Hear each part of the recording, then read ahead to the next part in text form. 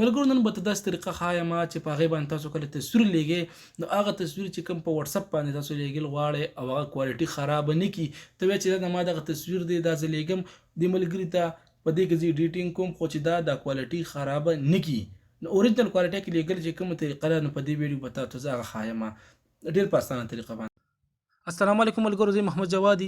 څنګه چې تاسو ته مو وي چې تاسو په واتساپ باندې تصویر لیږئ به کوالټي نه خرابوي نو د هغې دپاره چې تاسو خپل واتساپ کولو کې زه خپل واتساپ کولاوم تاسو کتی شئ په واتساپ ما خپل کولو کو صحیح شو جي. زه یو تصویر سینډ کوم.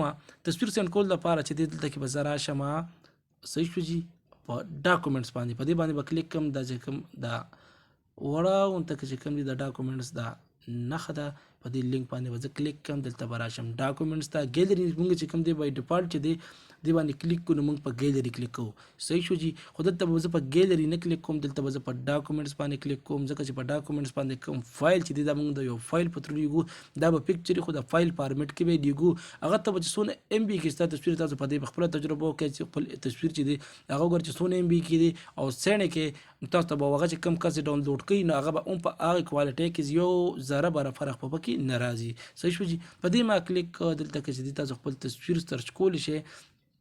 دلته کې د دانش صاحب د تصویر زه لیږم څونه دی 9.0 دلته کې تاسو کتی شئ 9.72 KB صحیح شو جي. په دې زه کلیک کوم دلته کې ما سینډ و سینډ کې چې دلته کې ماته به څونه ښي تاسو کتی شئ دومره به ماته ښي چې 9.72 کې صحیح شو جي.